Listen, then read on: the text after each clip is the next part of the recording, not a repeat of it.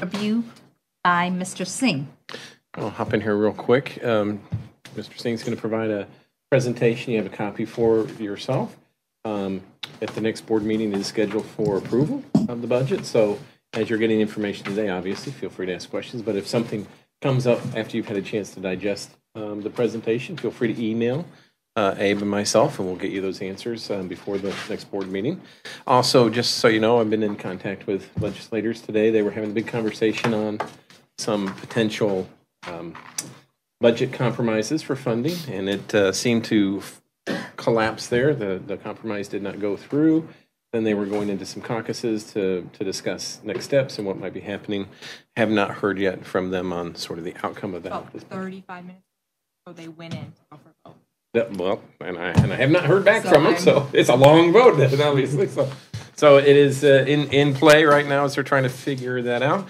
But just for the folks that are here or watching, please understand that all the schools in Illinois receive no money from the state until they ask something for school funding. So at this point, as we move forward, our school, Hawthorn, just like all the others, are not receiving any funds from the state until some sort of funding mechanism is passed. So, Abe?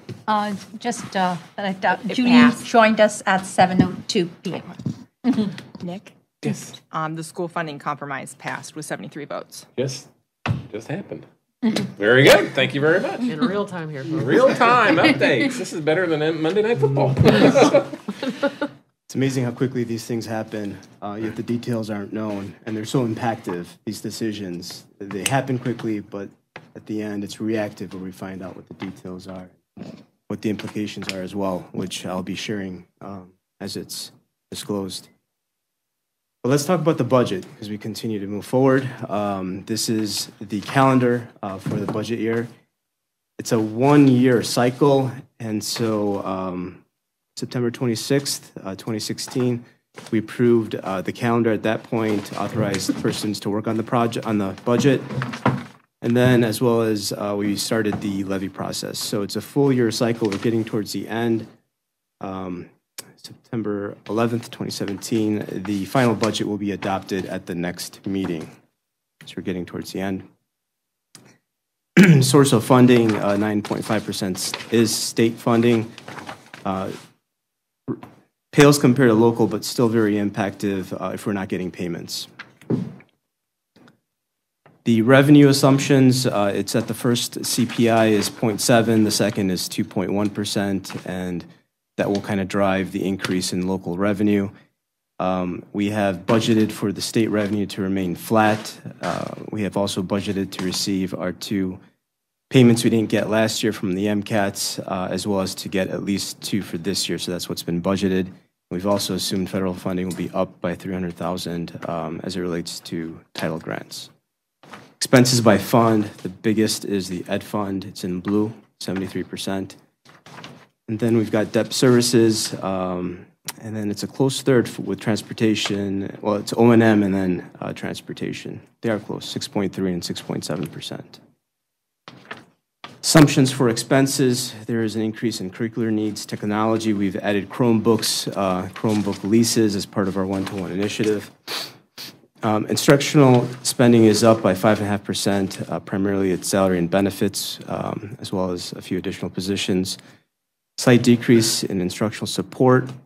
The IMRF fund was excessively high. We're spending that down, shifting those monies to the Ed Fund for this year. And then finally, the new kindergarten building, $12 million to be spent out of debt services per the direction of our auditors that it should be paid out of debt services as it's a lease agreement with the Park District.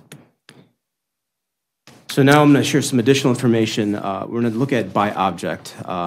So you can see salaries, the expenses, what was budgeted last year, the actual, and also what we've budgeted for 2018.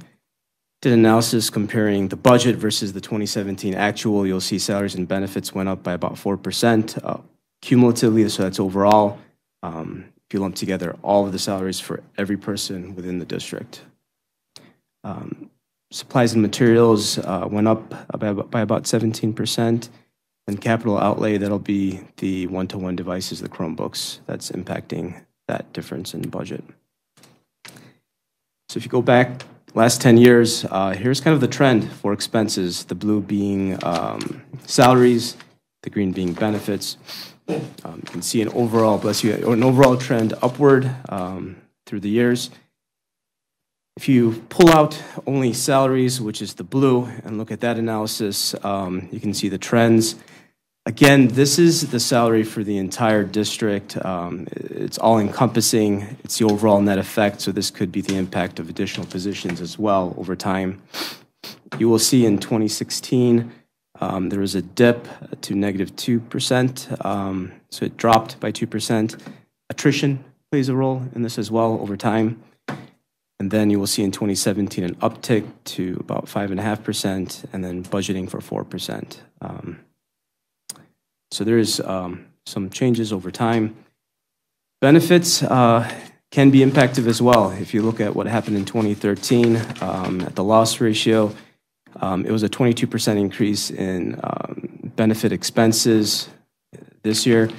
However, our loss ratio has been favorable for the last 4 years. It's been, it actually went down in 2015 and then back up to about 4%. So it's been kind of hovering around 3 to 4% the last 2 to 3 years. I like this graph. It's one I've used in the past. This is the fund balance throughout the school year. And you'll see in September and June, there's a spike up. That's when we get our local revenue. That's the big influx for the year. The red being from 3 years ago, so purple is 2016-17, 15-16 is green, and 14-15 is red. You can see the progress throughout the years. And then where we end up in June, that's when we have our AFR, that's when we get scored on our fund balance. It's in the month of June.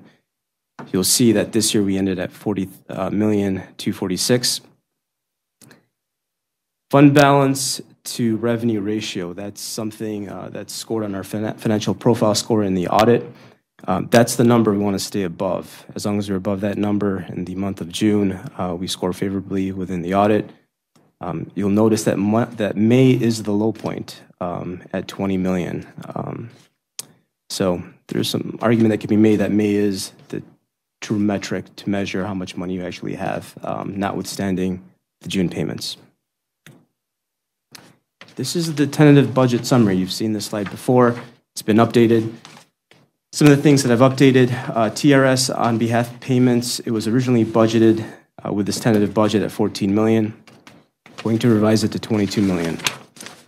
The actual for last year was $19.23 million, so it's quite high. This is the on behalf payments made by the state. We never see the revenue, we never see the expenses. It's a number that's provided to us by the state to note within our books. It's a very large number. It's about half of our entire expenditures at $22 million. We did make some slight adjustments. We reduced revenue by $150,000. That was another category which I thought was budgeted a bit too high. We've offset that with a reduction of $150,000 in expenses, $100,000 in the ed fund, and $50,000 in O&M, primarily supplies and materials. And then lastly, the additional item that's been updated, which is the resolution. There will be a resolution to transfer funds from working cash to debt services, and that'll be for the kindergarten building. The capital projects transfer will be for the summer project work that's pretty much done at this point. And then there will be a bit more to reconcile the negative balance in the capital projects fund of $121,000. Which will leave us with a slight positive for the fund balance at June 30th, 2018. As far as the flow of money for the project, the kindergarten project, you'll see it's coming out of working cash and then flowing through debt services on the revenue as well as the expense side. Okay, same slide, but I've highlighted 4 cells. This is the numbers that are analyzed in the AFR. When you look at your expense to revenue ratio, it's one of the financial profile score metrics that they assess. They look at the net effect of revenue minus expenses for the operational funds, which is ed, O&M, and transportation.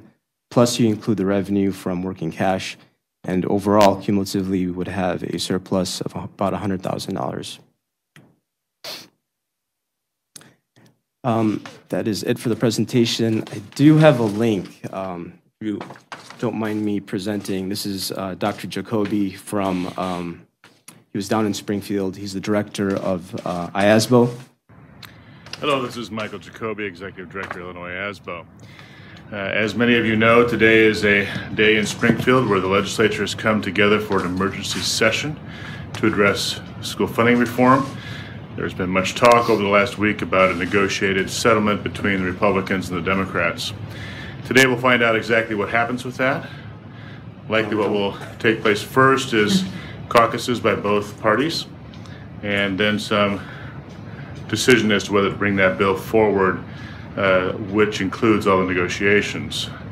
Several of the areas that we're concerned about have to do with voucher tax credits and what those would mean for public education. We oppose those and have noted that in one of our advocacy alerts this morning.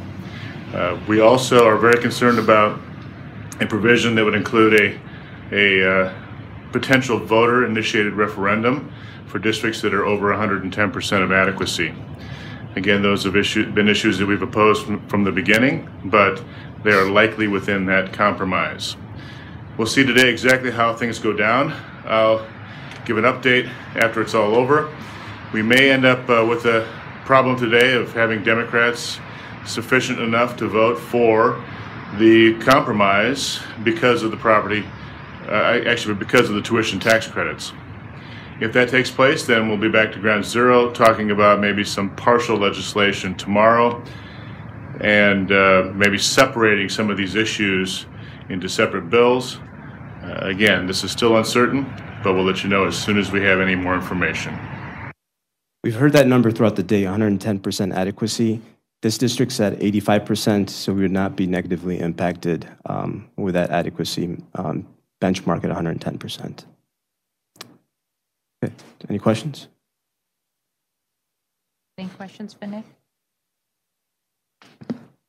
So a few meetings ago, I asked if, with the tentative budget, if we were going to look at areas where we might be able to reduce expenditures to try to reduce the tax burden on the community, given the comments that we've received related to reasons why the referendum failed. Also, within Vernon Hills in the last couple of weeks, we've gotten our property tax assessments. So my question is whether you have looked at areas where we can put pencil to paper and try to reduce our expenditures a little bit more than we have. We had looked at some. You want to share? We did analyze supplies and materials. And of course, the greatest impact, it's salary and benefits. That's the biggest chunk of our budget. So any meaningful, significant impact would have to be in that quadrant, that area. But we are continuously looking at things operationally, such as utilities, electricity, making sure that we're hedging that effectively.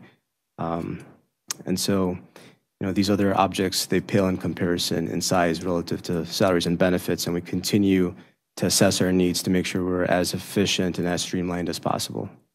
In the salary and benefits area, we're watching the enrollment numbers and the flow of the enrollment, depending on where the kids increase, depends on if you might need to have some extra supports for them in that. So we're watching that and trying to be as cognizant of the dollars as we can be, but keep class sizes and instructional programs reasonable. What about in terms of operating expenditures?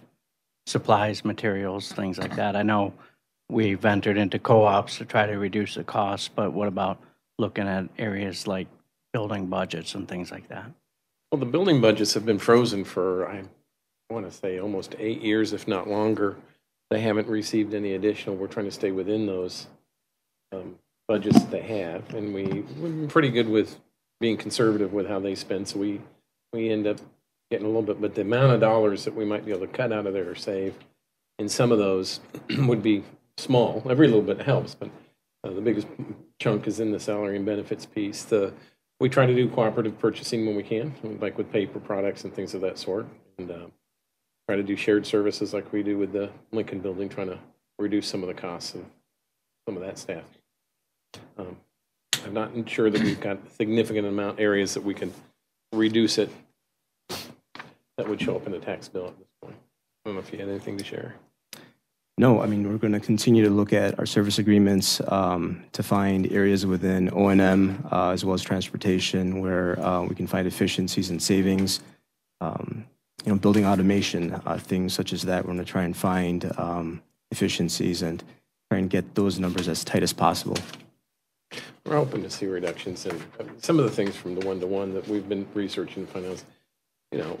We're hoping to see some reduction in like copiers.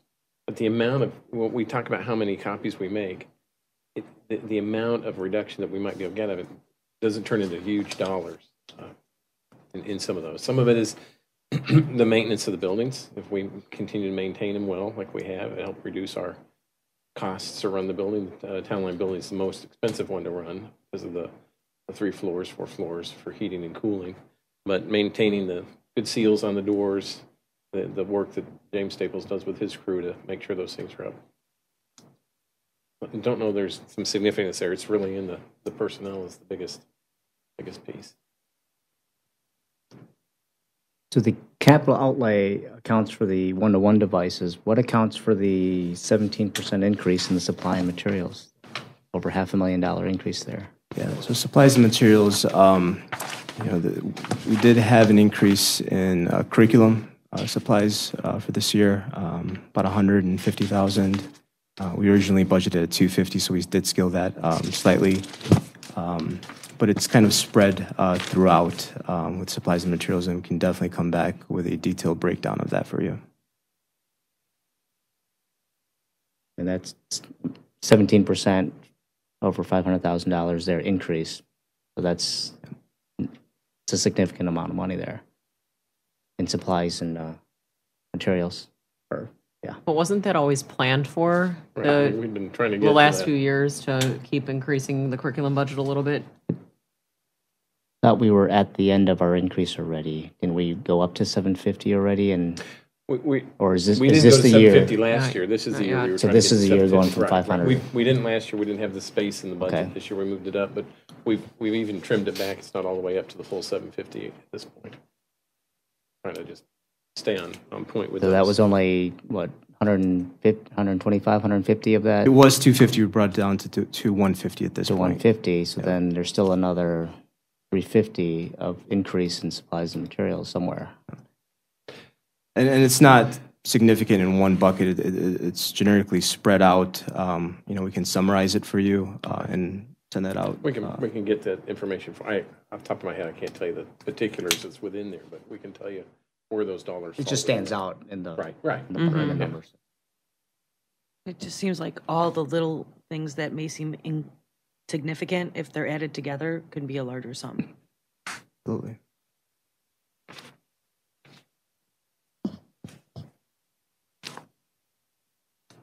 We'll look to bring details to you before the next board meeting on that particular piece, and we'll reevaluate some of the things we've done to try to do some cost savings and try to give you more insight into that as well. And of that 4% increase in salary and benefits, and of course I know some of that is just taking on extra staff to accommodate the growing enrollment, but do you know approximately off the top of your head what the breakdown is in staff, like teacher increases versus like central office administration increases? Sure. We do have that information. That's something we can send out to you this week. Okay, I That don't remember breakdown. off the top of my head what the contract said, so.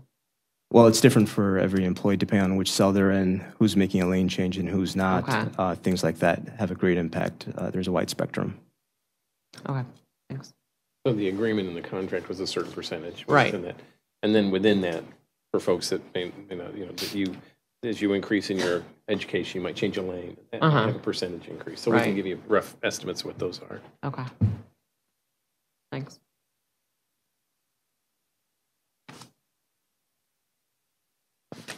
Any further questions? No. The next topic of discussion is the update on the kindergarten center by Wes and Nick. Let me just make a quick note here of some things that I needed to do. Sure. Sorry.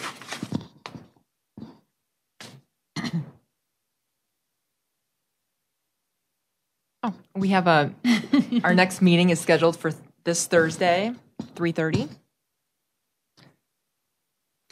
Sorry, I'm just trying to make some notes. For Okay. Apologies. Yes, right. We have a scheduled meeting this Thursday to get the team back together. We had a break there for a period of time due to vacations or getting school started up.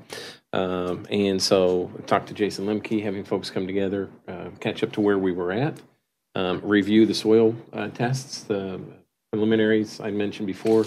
He did get a report. I have that. He's going to give it to his engineer to look at, but he thinks it looks very good at this point, that the soil borings came out in our favor. So that should help us with the need for building either a one-story or two-story. The wetlands should not be an issue for us to have to worry about doing any specific foundational work to address that. So at this point, that looks positive. We are also, Jason is looking for some site visit locations for the team to go and see some of the concepts that are being talked about in the design and see them in operations. So we're hoping to get this wrapped up at some point in September to bring recommendations to the board. We've got a little bit of work we need to go into and see those.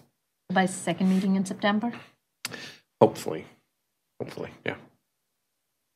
At And this what point, would, what would that be? That would be brought to the board at that point? a recommended design that if you approved it, then we would go to full detailed drawings to go out for bids. So in general, are we still on schedule for what we had? Yes, previously actually, thought about? we're just a few weeks off, but it doesn't.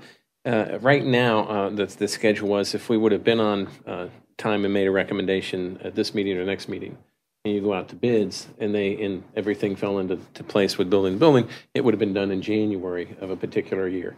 The chances are we're not going to move kids mid-year from one building in kindergarten to the next building. That gives us a little bit of play in time right now in the planning phase. As long as we hit the time for our bid window, which will be in January, February, will still be good for a construction project to still meet our needs. So we had a little bit of extra time in there to work on the design.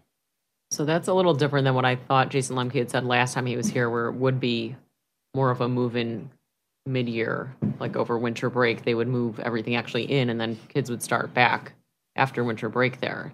So now are you talking about fall of 2019 for move-in?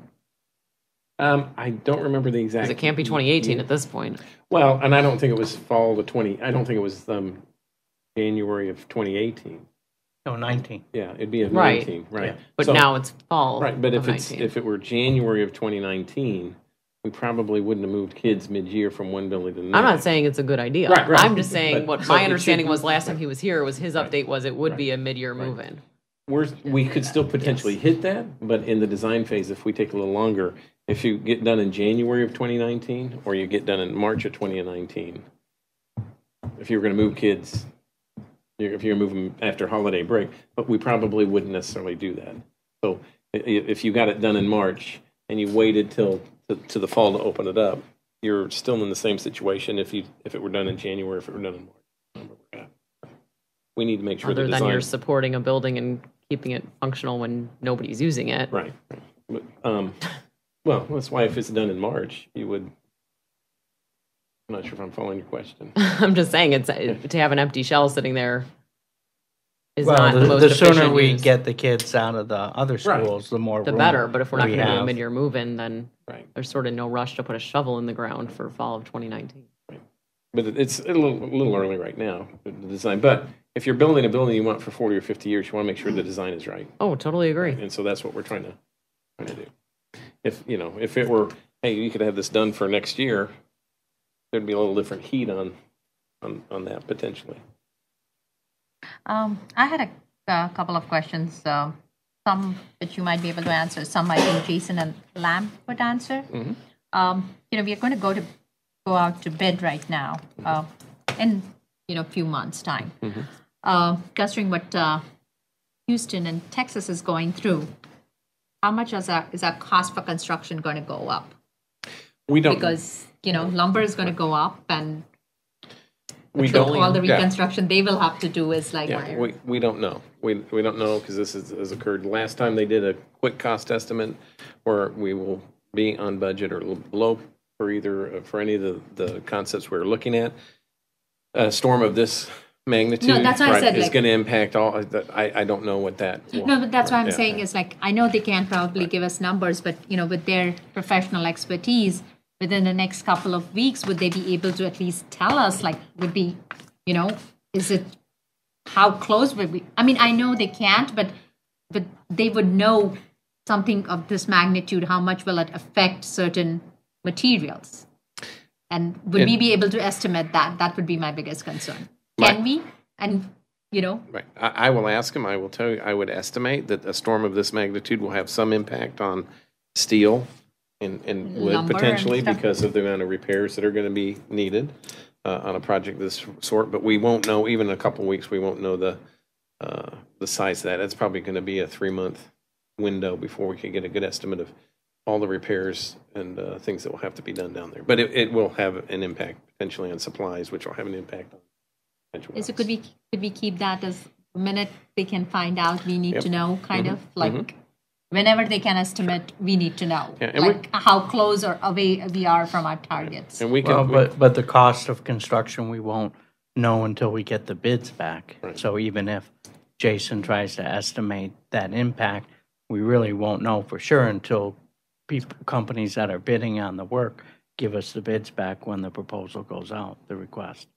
and we can look historically to see what Katrina or others might have done in the way of construction projects around the nation. They can look previously and see what had happened, but it'll be a little time before we know for sure. But I'll ask them to do their best guesstimate. And anything from the village and the library? Working with the village on an easement, but still they're going through that process, and that looks promising to go out the back of the property instead of the front for our buses. Since we don't connect with the library, they'll partner with us with providing library services, and our kids can go over to the library and they'll bring stuff to the library. But that's kind of at the point where we're at there. Their addition's still going to be on the back of the building when they get around to that. They were not.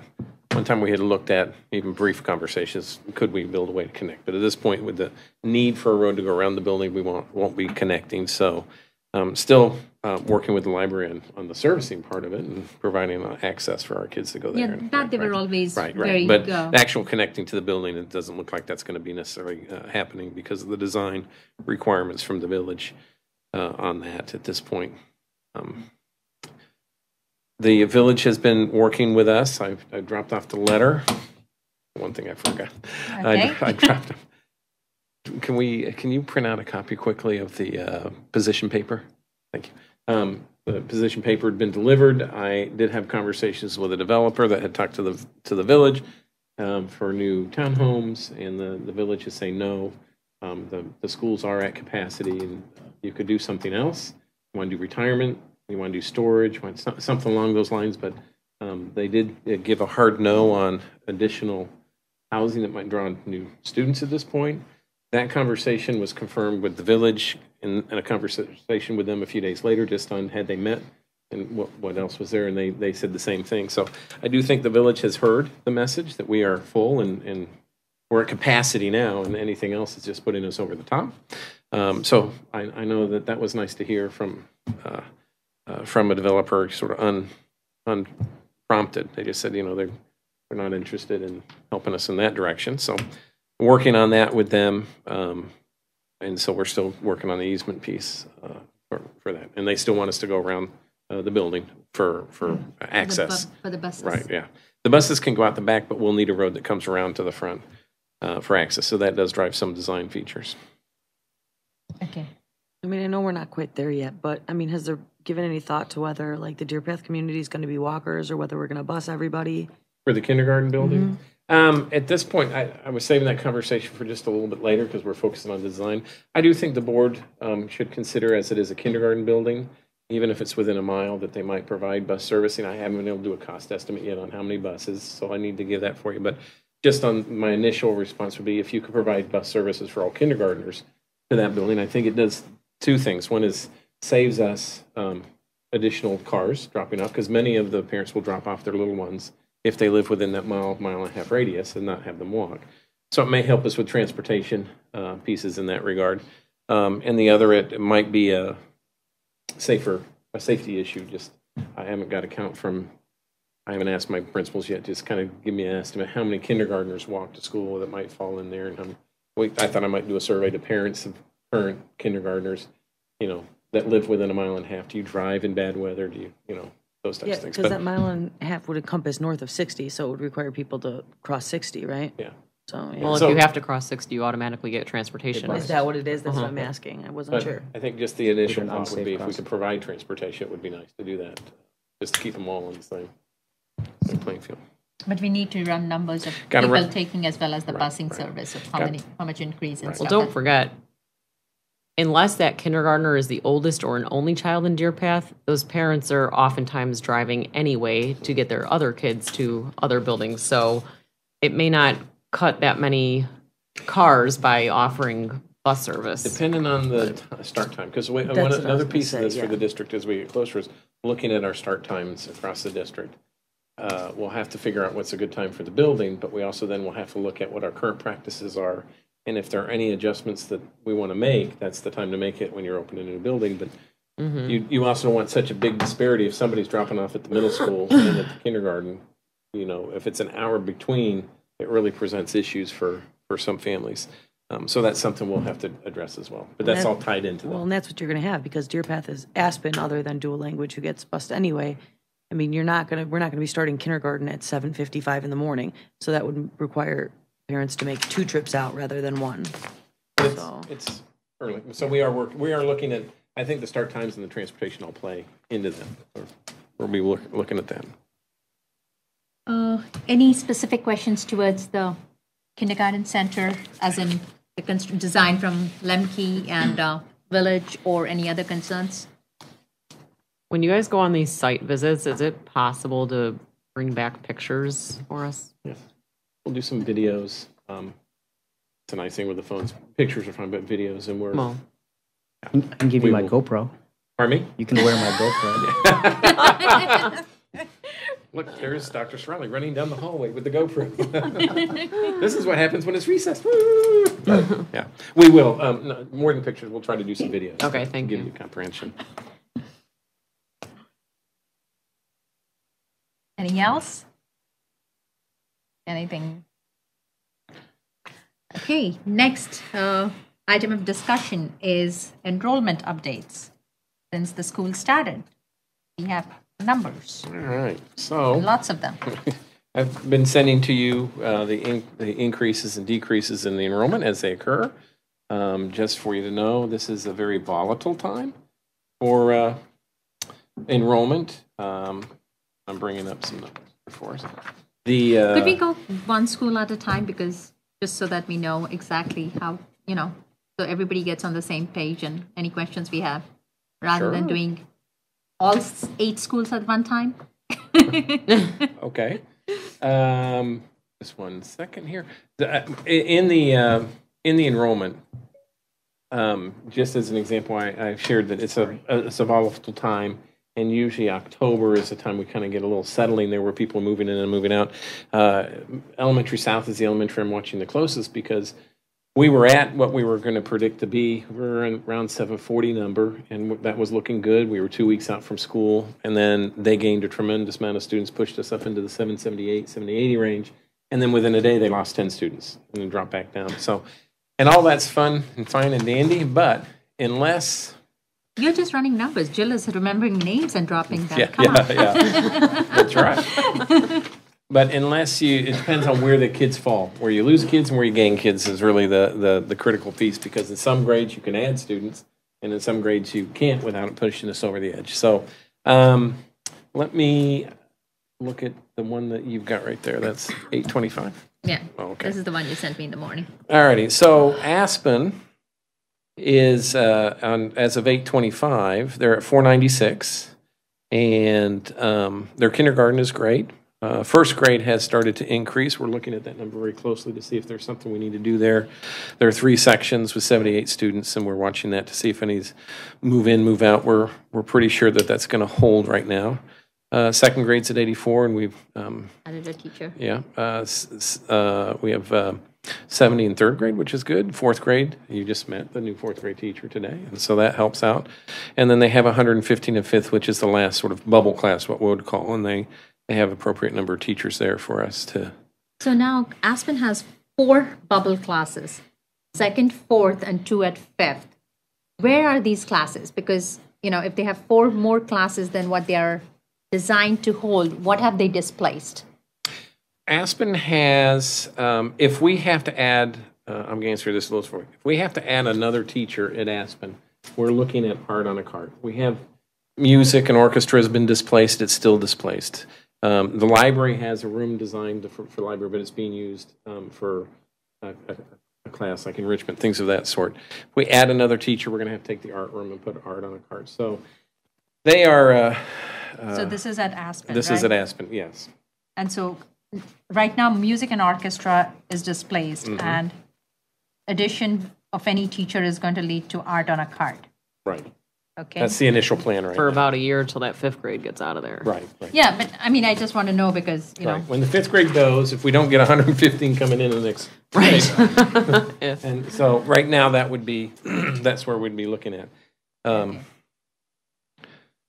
And for folks to realize, many of these situations, the schools have been handling for many, many years and resolving those issues of space issues or overcrowded issues for quite some time. So that would be where we would be at Aspen at Elementary South. That's right. Elementary North. I was going to run down here Okay. real quick. Elementary South, it is doing fine. It's got 5 teachers in kindergarten with the right enrollment. It's got 6 at first grade, and first grade has gone up. It's actually into the 130 range now since this last update. Second grade has 6 teachers with 142. Third has 5 teachers, and it's at 122, which is a little bit below, which is good. Yeah. Fourth grade is at 5 teachers, and fifth grade is at 119 with 5 teachers. So in South, we have 2 overstacked classrooms. But remember that we also have many programs there. We have large bilingual student populations. So we have a lot of bilingual teachers, special ed. Since it's a large building, it has a larger special ed population. We still have our portables. We brought in 1 art classroom to get back into the art classroom to try to be able to use the kiln. But we still, if we didn't have those 2 portables, we would still have some more displaced. We still have music on the stage. We still take PE over to Aspen to be utilized. So we still have those issues. The same issues that we had last year are still the same issues we have this year at South. The distribution of the students and the grade level is a little better for us this year, just by luck. But we are still actively looking to find spaces. And if we were to have to add a class there, it would throw a curveball at us as well in where we might put it and how we would handle that situation. Nick, Yes, Robin has a question. this is being nitpicky, but I don't know if I heard you right. In first grade at Elementary South, you said they hit 130 and got a 6th section? Yes. Okay, that surprises me that at 127 they would have been at 5, and at 130 that's the magic number. We were higher earlier in the year. Mid-year, we were looking at where we might, remember in mid-July, we were looking if we needed to add. At Elementary South, went into the 130s in mid-July, so we added the 6th section. Then we lost a few students, but now they've added students back in there, so at the first grade. I had a question. At Elementary South, we have 2 classes, which is 2 extra, assuming those 2 classes are using the displays, which is because we have a double portable. But this is the last, if I remember, we had a 2-year lease on that portable. So this is the last year on that portable. So we would Unless we renew. Unless we renew. Yeah, we'll have to go to the village and ask to renew. Yeah, but that's what. So, and then the other programming is also displays. The music is at on the stage, and the PE, we are still running kids to Aspen. So, I just want to make sure where the displaced kids are. And in the portable, what are we doing right now? We have health or art? Health and art. Or there's 1 art class and 1 health class out there. That's the best? Okay. Okay. Okay. Elementary school of dual language is falling within its numbers. They're all at 3. We've had some increases in kindergarten, but they're all at 3 sections. Yeah, but I mean, even at 3, they cannot go Right. beyond 75. Right, They no, should right, be right, locked in right, at yeah, that number. Yeah, we control that Yeah. piece. Because we had a bubble class in Right. dual, which threw It in for went a out, curve, right, but and it went we out can't- went out last year. That's controllable. So. Yeah. Town Line has it's 75 at kindergarten. It's 83 at first, so we have 4 sections. We have 68 or close to that at second with 3 sections. Third grade is at 3 sections with 74. Fourth grade is at 3 sections with 67. And then we have the last bubble class in 5th grade with 99, and we have 4 sections. So where are those people? The 2 bubble classes, where are they located? Well, Town Line lost a bubble class in dual language, and they lost a bubble class. Last year they had 2 bubble classes, the 4th and 5th. Yeah. And so we were able to capture back the conference rooms. If you remember, the conference rooms were being utilized for some special ed servicing. But we still have enrichment on the stage. We still have, art was able to go back in the art room where it was designed to be. But we still have enrichment on the stage, and we have some displaced. Let me look here. I had a note on it. Was health still displaced? It was I displaced. believe so. I think health might still be displaced. Health is still displaced. Yeah, because if they had 3, because if counting if dual language and Town Line had 2, so they had 3, so now they are 2, so there's only 1 who went back. So that, Right. so the That- so weren't the they art went converting- back to its classroom. So Health is on a cart. Enrichment is on the stage. We captured the conference rooms back. Weren't they converting a computer lab in there? I thought I. no, that's, that's middle the middle school. Is schools. that the middle school? Yeah, that's middle school. They didn't have a And computer. We didn't have a have computer. small, like, technically, you look at the library, there's a small room off the library. We're utilizing that for enrichment or special education services, depending on the year.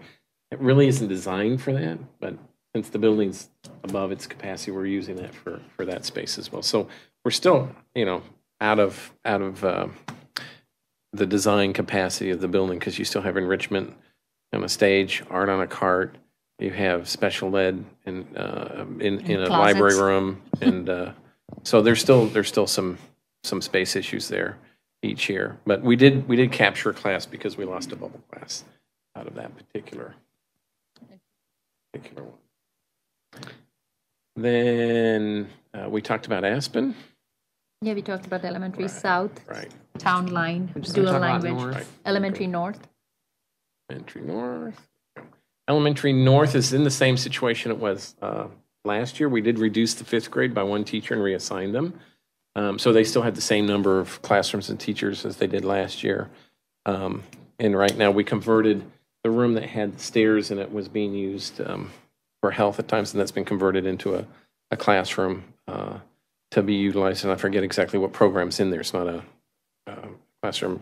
It's like bilingual programming. And so we're watching their 4th Yeah. grade, which is at We're watching. 108. Yep.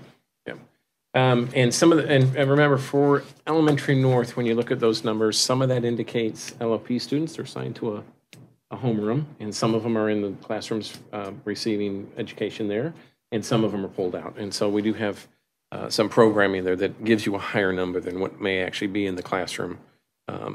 So actually, what is the capacity of elementary north? If you take the LOP students, we have about 10 classes or 7 classes in there, right?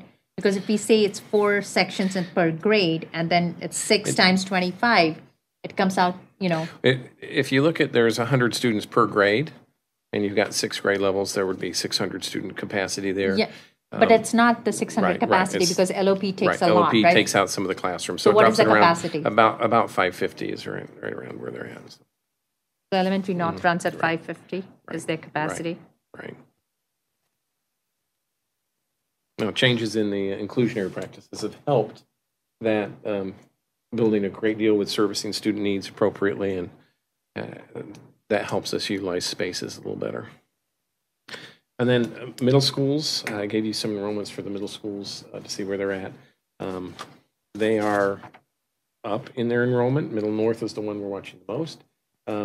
They still are, for like Middle South, they're using the PE, uses the hallway spaces. The chorus is still in the cafeteria.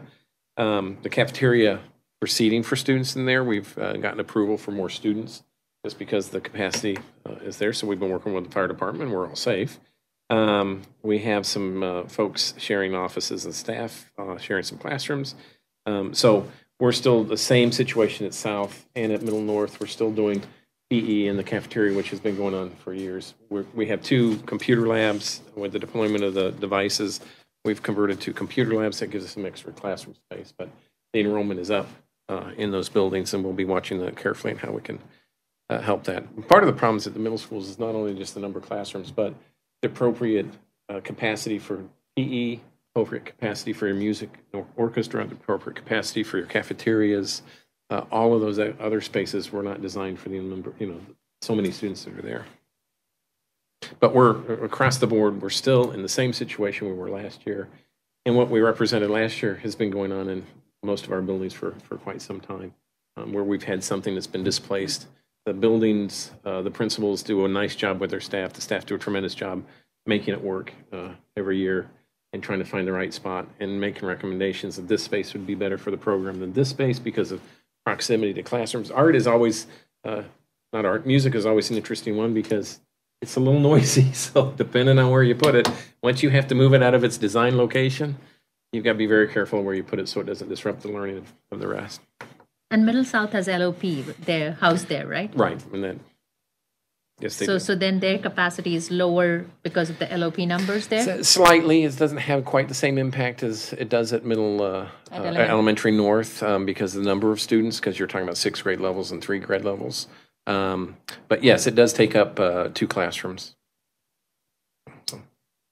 I know for a while there was some mention of moving LOP to Middle North because it sort of makes sense if they're going to be included in the general ed classrooms at elementary north that they stay with those students. But are we just going to shelve that discussion for now given our capacity issues at Middle North, or?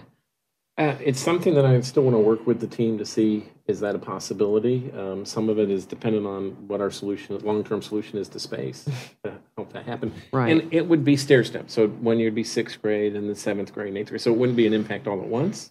But we have to have confidence once we start that stair-step that we do have the location for them to be. Okay. And Middle North is increased. You look at the building, the ability of the building to house students. They may have lower enrollment than Middle South, but they have less capacity for the enrollment they have. Yeah, no, that totally makes sense. Right, I don't want people to think we forgot about that discussion. We're either going to purposely put it off because we don't have a permanent solution, or until we have a long-term solution. Either an additional space or how we could make space over there for it. Any more questions? There's one positive note with these numbers. Is our kindergarten class is at 415, which is substantially lower than our average or expected of a 450. So I know one number is not a trend, and it's also not just that it's lower, but it's distributed kind of how we wanted to see the distribution among the buildings. So we don't have, too many kindergartens in one and too few in another. It's pretty much in line of what we had expected and what we wanted to see. So, and if you recall, when we did the roundup, I call it the kindergarten roundup, but parents come in. We've noticed over the previous years that about 80% of our kindergarten enrollment comes to that event. And so we took that number and then did the math and worked it out. This is still a little bit lower than what we had predicted that to be. But we did expect that we might have just a slightly smaller class this year. But 450 is roughly the average. If you remember last year's 5th grade was at 502. That was huge. It's a big class. But I think in the future we're going to see larger than 450 as an average. So we'll take a little breather right now. It's not a trend. One number's not a trend. We'll take any space. I was going to say, we need relief wherever we can get it. Can I run down to the Cuneo while we're I think that skunk coverage on the news the other day should probably help a little. I'm going to jump down to the Cuneo Farms information, since we just sort of talked about enrollment and you have some thoughts of numbers in your mind and you've seen some the placement of the students. So with the Cuneo Farms development, I was able to reach out to them, and I did give you some information on what they're expecting for selling of homes, and just looking briefly here for my notes somewhere, but they will have the first home coming online coming up before the end of this year, and they're expecting roughly about 120 K through 8 students. We don't know how that 120 plays out per grade, and that does cover us from K through 8. I don't know what their prediction would be for the high school. I might ask for that because it might give me some idea of what I can break those out by grades. But it is supposed to take 3 years for them to fully develop. The gentleman I talked to said they would be open to potential some questionnaire, if it wasn't too detailed, but some questionnaire to folks that are looking at purchasing a home. I told them it'd be very helpful for us, especially if we could get a read on the bilingual status in the house. You know, if they speak another language, that helps us. Part of the problem is if they're signing a contract and building a home, it doesn't give us a year lead time, but it could give us a little bit of an idea of what staffing might be depending on when we got that information from them. There it is. The location to assign Cuneo. The only was sitting with some administrators who were just working through the preliminaries of where do we think they go. The only thing we've taken is that if the elementary moves out, if the kindergarten moves out of the buildings, what type of spaces does that provide? And then we have to back out what are the displaced programs and put them back into classrooms and say what available space is there. So with that initial review, and I haven't sent those notes to you, but just in that initial piece of work, if you assign Cuneo to one particular building and they're going to get, let's say, 100 students, K through 5, we still think that we still have, putting it in one building still puts us in a capacity issue depending on what that building is. Elementary South, I would not suggest initially just because they've had tremendous growth. And if you pull out 125 and you put in 100, we haven't made any ground, we haven't solved anything.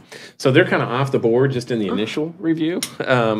That gives us, looking at Aspen and North are the two prominent ones I'm looking at right now. We'll review Town Line, but looking at Aspen and North, if they lost their kindergarten, what would the impact be of displaced programs and programming if those go in there? I'm hoping to have some of that preliminary work for you before the next board meeting, send it out to you and just say, here's what the numbers look like. The other thing we have to look in is what do we think? We don't know what that community is going to look like in the way of demographics, and it's almost impossible to guess for that. But we do know what our demographics are for our bilingual and some other programming within our buildings, and we can estimate a percentage. If we have 120 students, and let's roughly say 10% is our average for special ed, it's a little higher than that, but you could figure out how many students might need special ed services. So we're actually going to look at the program implications and see how that will play into that and make the best estimates we can where we go. But the first initial piece is when you take the kindergarten out, if you put Cuneo in one elementary, whatever that elementary is, without an additional plan for space, it's going to put it back probably to the same situation it's in currently, unless we make some other adjustments or look at some other adjustments that might be. That is not to suggest to the board to split the neighborhood. It's just that's right now sort of the reality if we're looking at, especially if we take South off of the table. And if you look at Aspen and Town Line are running at 75 per grade level, and we're probably going to be somewhere between 80 to 100 for K5 in the age group is just a quick estimate. That might be higher than that, so we might be looking at Elementary North, but we're going to look. Aspen potentially could have space depending on how the bubble classes and how those play out through the year. So we'll be looking at those programming pieces as well. But they did seem open to the idea, concept of a potential note. There are 128 homes that are being built there, and I gave you the breakdown for the 3 bedrooms and the 2 stories and that. But we will continue to work with them and see what we can come up with. Any questions? Next discussion item is bagels with the board update. Didn't know if the board members wanted to share something from there. We had 1, 2, 3, 4 bagels with boards. Now update, these are bagels with board, but we also were there we didn't offer bagels or coffee, but we were there at the residency events too. All the 3 days, we covered a lot out there. But the residency events, we didn't, from the overall review that I had, we didn't have a lot of people stop by on one-on-one conversations, but it was successful in the fact that we could get a lot more people to take the surveys. whether they took them online or they took paper copies, and we had Spanish copies printed out there too. We had the survey in Spanish, but Dimitri was very nice in having, we had 4 Chromebooks out there, so that was a benefit of being there for the residency event. Robin and Wes were there at the Aspen Library, which was in the morning, if I'm not mistaken. I was there at the Village of Vernon Hills, which was in the morning again. Julie and I were there at the Sullivan Center in the evening, and then I was there in the morning at the Victory Center. And overall, we got a few comments, but I was kind of disheartened that nobody came to talk to us. Felt kind of lonely. Because, I mean, we did put a lot of time and effort from ours, to be there.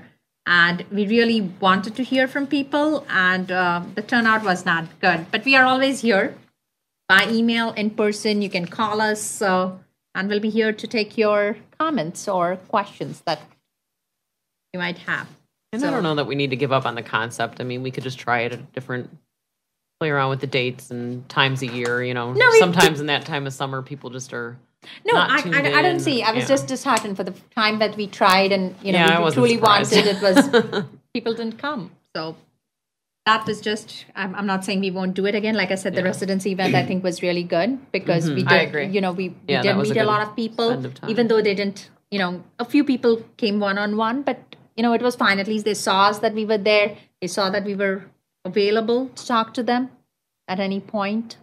It helped put names to faces or faces to names, whatever, because a lot of people didn't know who we were as board members, so that was good. But I wish there was a better turnout at the other places. I know even the one which we did, the others we can say was a daytime event, but even the one Julie and I did in the evening, it was at Sullivan at 6:30 to 7:30, and 3 people came. So anyway, but we are here anytime you want to reach us. Survey will be closed. Survey will be closed on the 31st. So please, please, please, people who are watching, you might have taken the survey, but tell your friends, tell your neighbors, please have as many people you take the survey as possible.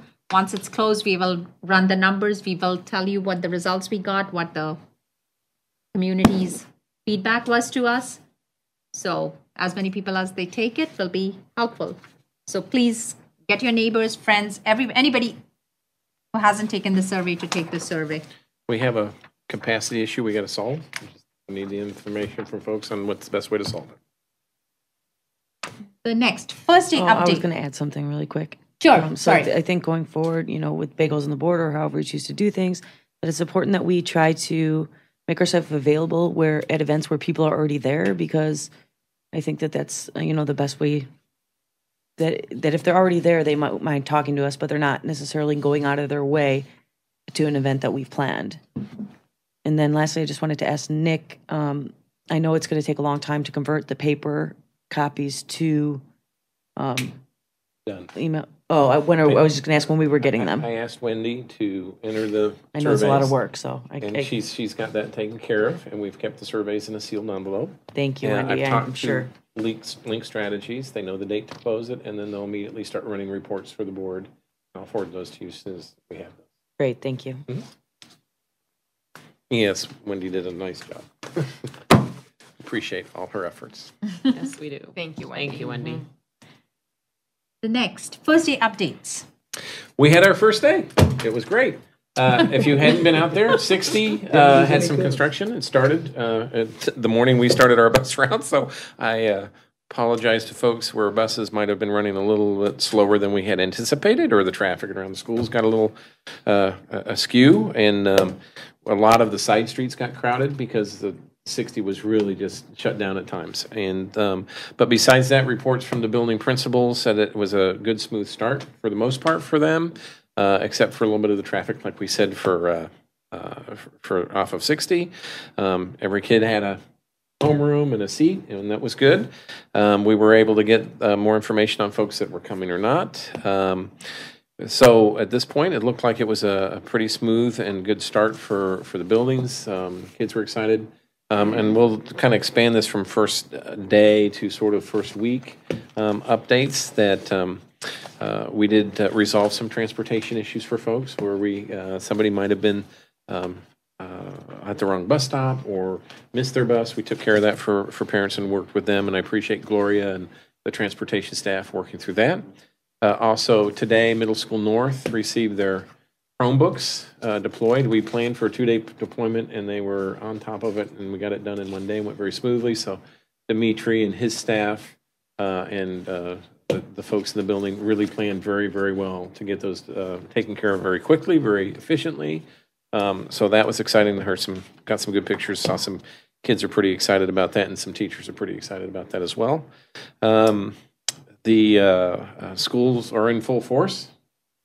Clubs and programs that we have going on this time of year are going to get started up, if not already. The learning has already started day one. They got in the first couple of days, especially at the people need to realize that we spend a lot of time for our staff to get to know the students that they have. We want them to take the time to understand who the students are, get to know them, get to set sort of expectations in the classroom, and take our time to really welcome everybody into the community.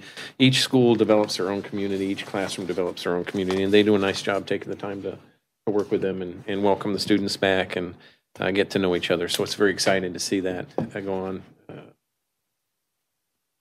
With not doing the kindergarten evaluations like they had in the past, have the teachers noticed that, it's caused any issues or everything's still smooth sailing? Yeah, we haven't got any reports on that. We'll ask to follow up, but that is not, we're not doing that anymore. We do ask about 5 to 6 weeks in, we actually do ask the first grade teachers to give us some reports on the kindergartners that came in to help us evaluate how the first full day kindergarten, do they see a difference in there coming in. Our kindergarten teachers, I don't think that was what I was asking. I don't know if there's confusion. The HKI or whatever that they used to give. Yeah. There hasn't been any reports that's missing data that's causing them any concern at this point. Well, with the disbursement of the students among the building, there's been no issues. That's what I was asking. Yeah, no, it's not been an issue. No, that's the question I was answering for, but I was also adding on and since we have full day kindergarten, we've added an evaluation we asked the first grade teachers to tell us what the incoming kindergartners are like, to see if they're different than what they had experienced when we had half day as well. So. And then it wasn't something I had noticed specifically on summer projects, but when we were talking about working on the parking lots and stuff like that, I was wondering, is the plan to leave that little patch at Aspen for the new traffic pattern, which I know has been successful, gravel, or is it going to be paved?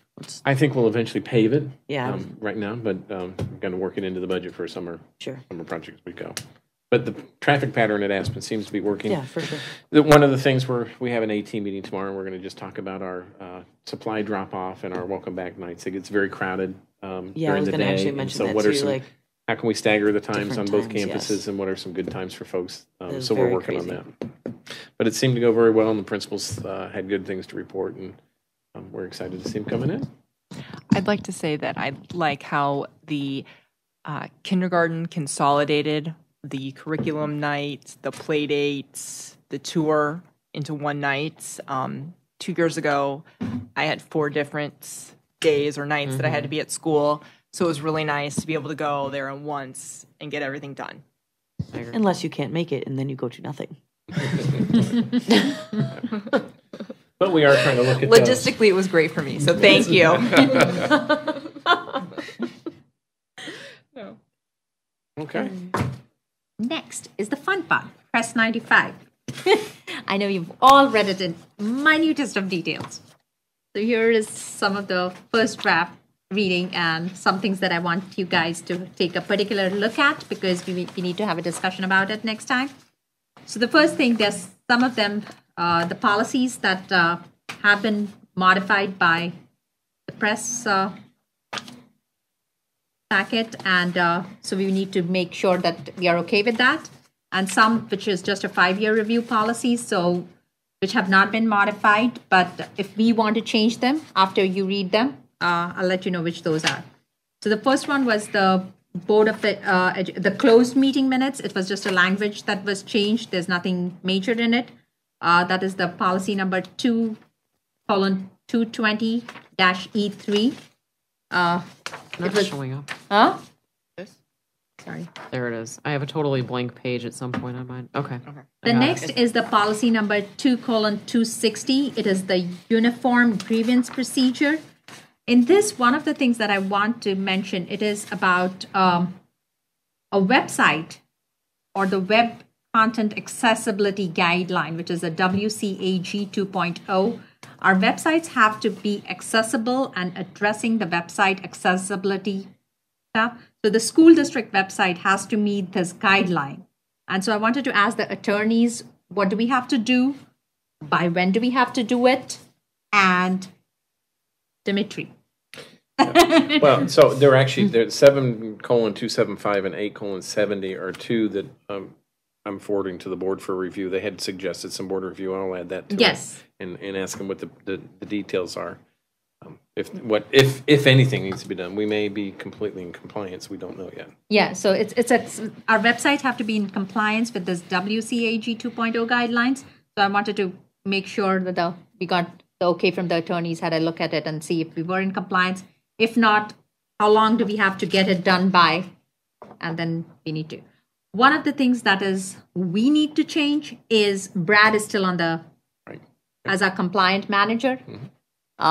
We could send it to him. I don't think his current employers will like it, but that's okay. Yeah, but it'd be kind of fun to just send it to him, you know. So. I'd be okay, but I don't know. The next one is policy number 6:80. It is teaching about controversial issues. And I had a question, what constitutes a controversial issue? Because it just says controversial issue. Where in our policy do we specify, or in our handbook, that what is a controversial issue? Nowadays, it's everything. So is everything, so we don't teach anything? Yippee! I mean, is No, that... we do teach it. We just don't. We just have to be. We teach it. We just have to be sensitive. Right. Be sensitive to that need. Yeah, but that's what I mean is like, but who would constitute a... I was kind of kidding. It's like, that's a question just I had. I mean, I don't, somebody might have the answer, but I just didn't know where was it written of what it was before we had somebody coming at us. I don't know if there's a written definition specific, or I can look and ask, but in each district, depending on what the issue might be, it could be something could be controversial in one district and not in another. So, but I'll look for a specific definition, the kind of guidelines we've used in the past. Yeah, I just want to make sure we have the guidelines somewhere so we know. Then the next one is 6:180, and it is extended instructional programs. This is before and after school programs for students in grades K through 6. Our before and after is K through 8 or is K through 5? We need to change that, right? It says K through 6 out here. Yes, it does. I'll double check. Okay. Yeah, because we offer tutoring K through 8. We offer all sorts of opportunities for kids. So either it has to change. Right. So this needs to be figured out. Right. What it is. Because it's on our policy. One of the main ones is the first one, which is orders to forego life-sustaining treatment. This is policy number 7:275. In this, we have to consult the board attorney for multidisciplinary team. It also is, there's some optional sentences that we might or might not want to add. So if all of you could please read them and see if you have an opinion about the optional sentences. It is, we can add either one of them to determine, this is the multidisciplinary team shall determine the guideline to be used by school staff members in the event the child suffers a life-threatening episode at school or at a school event.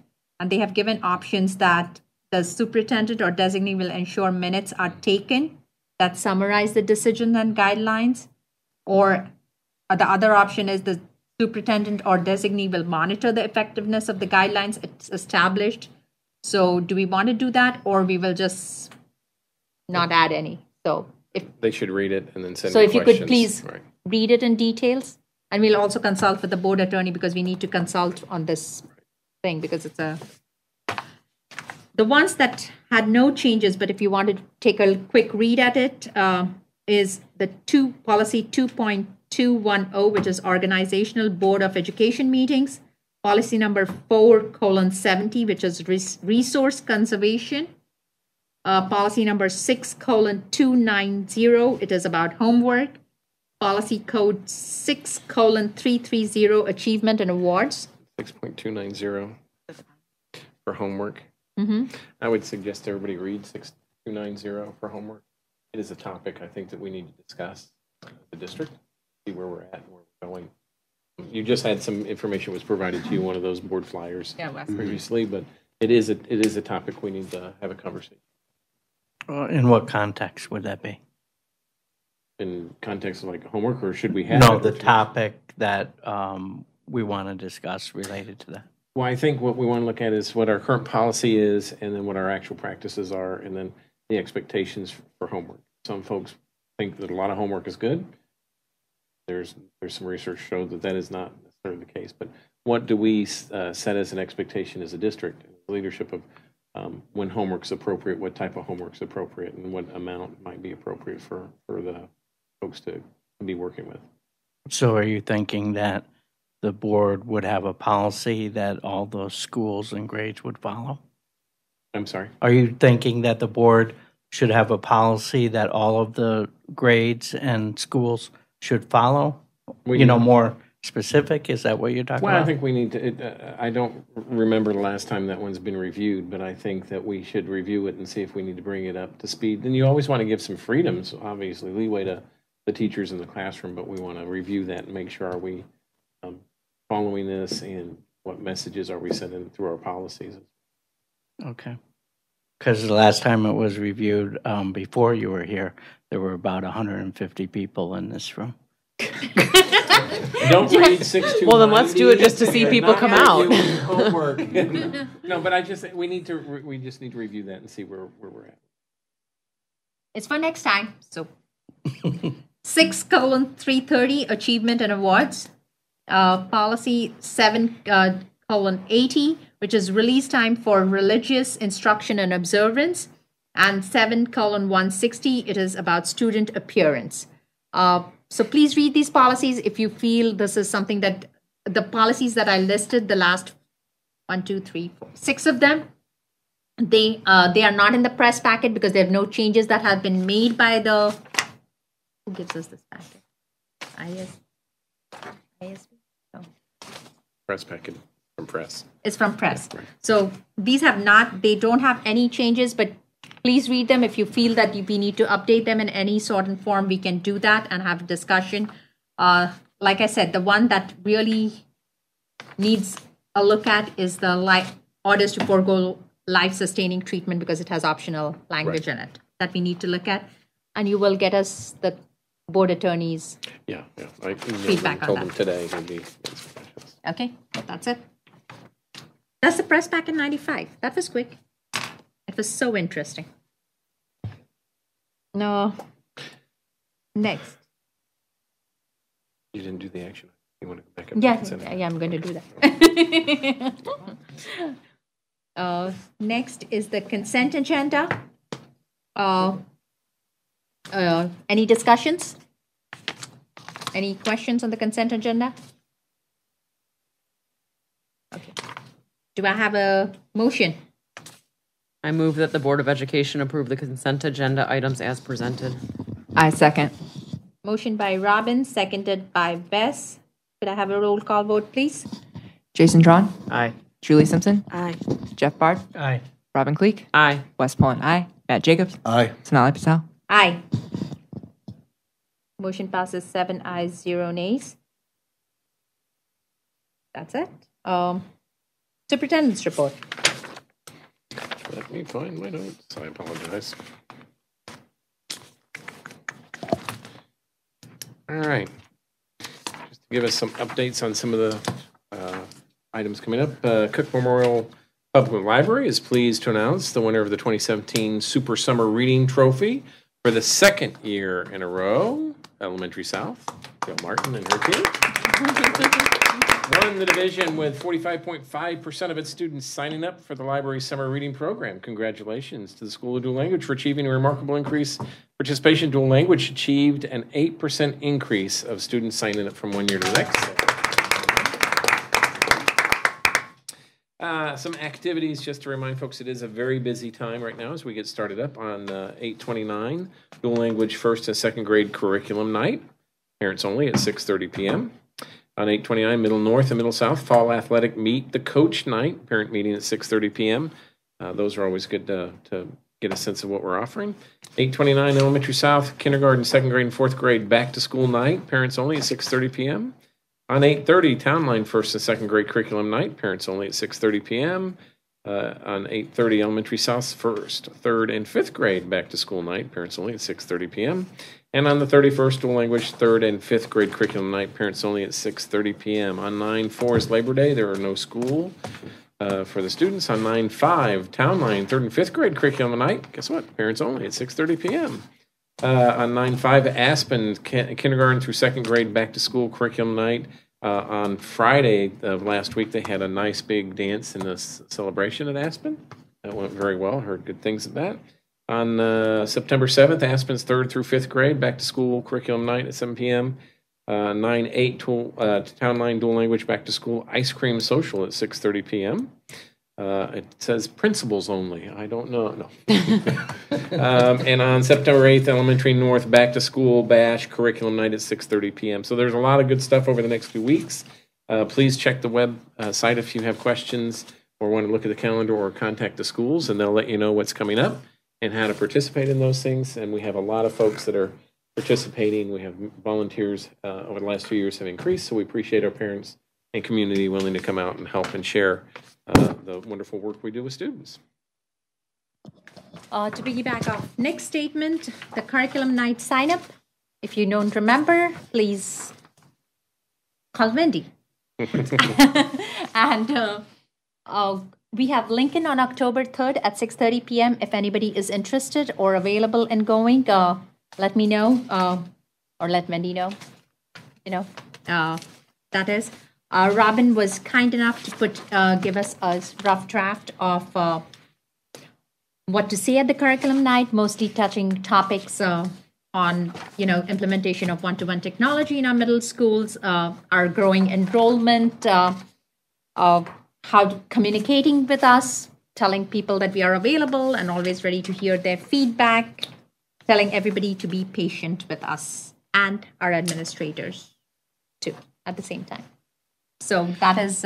One more thing for me. Sure. One more thing. On presentation calendar, we had conversation. The board asked for us to bring celebrations. And we did reach out, and we've added in on the sign-up sheet the John Powers building. We've asked them to come and share what they do there and how their students do with us. So that's something new. And we've also added it in Lincoln this year. I think they won a couple years ago, so they're going to come back and do that as be part of that as well. So that will be starting up fairly soon. I'll send out a calendar to you or what dates through the year. If you recall, each school signs up at a different time. So what to expect. Okay. There's a fall ISB meeting on October 11th. It is at the Mundelein Doubletree. If you are interested, please reach out to Wendy again.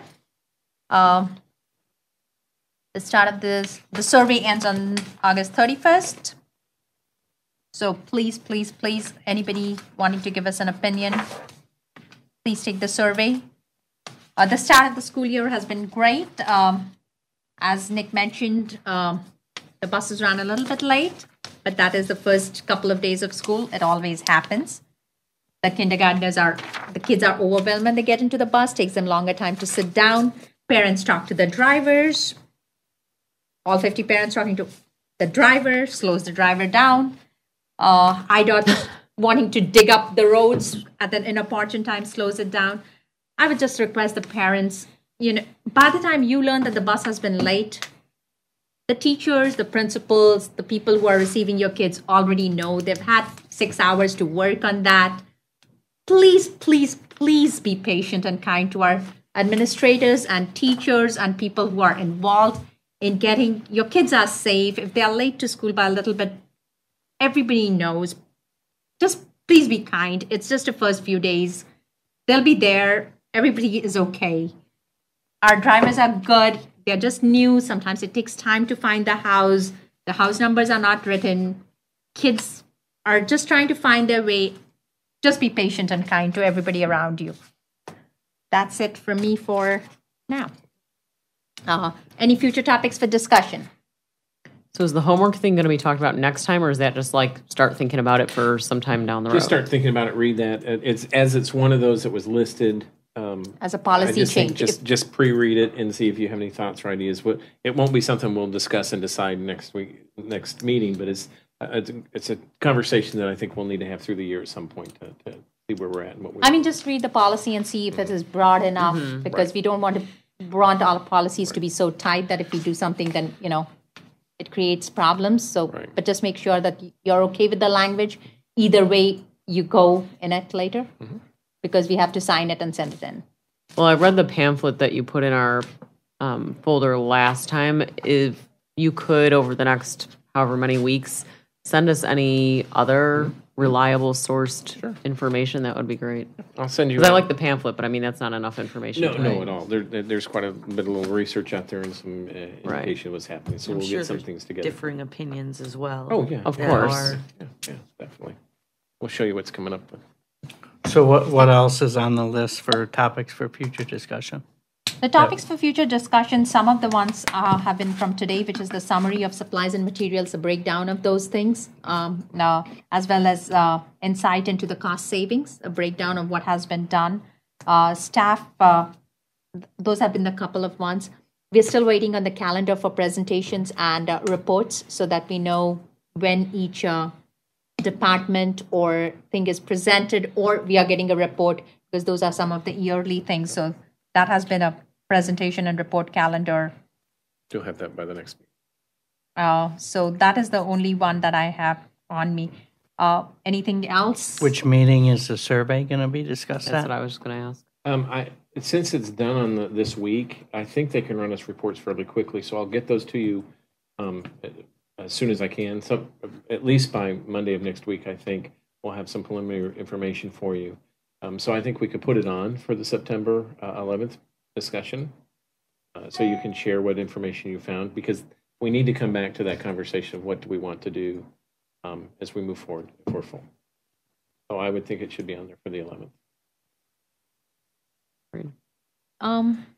Anything else? I just want to mention, oh, go ahead. Just real short, Village announced today that they would also be doing road work on Aspen in the next couple of weeks. So Please be nice. Please be kind to your I thought they drivers. said I thought they Great said timing. Sullivan in between Aspen Sullivan and Deer Path. yeah, but there's going to be more road work in the neighborhood of Deer Path and Please be around, so- kind. Please be patient. You're dropping kids off to school. Using bad language is not a good idea. Anywhere, to anybody. Yes, and be careful of all our walking, riding, scooting students. Just if be you can. careful. Slow down around the schools. Please be patient. You hit something. As Mr. Collins today sent on his Remind app, Vernon Hills will be really happy to take your donations if you got speeding on the roads. I did like that reminder. That was funny. Did Jeff have something? Yeah, you have No, I was going to mention the same take the thing. donation. People have gone the summer without seeing as many kids walking around and near the schools, and be safe driving. And then this also texting and Oh, for talking God's on the sake, cell stop phone. texting. Seriously. People need to not be doing that. It is against the law. So. Can I have a motion, please? I move that we adjourn. Second. Motion by Robin, seconded by Matt. All in favor? Aye. Motion passes, 7 ayes, 0 nays. Meeting is adjourned.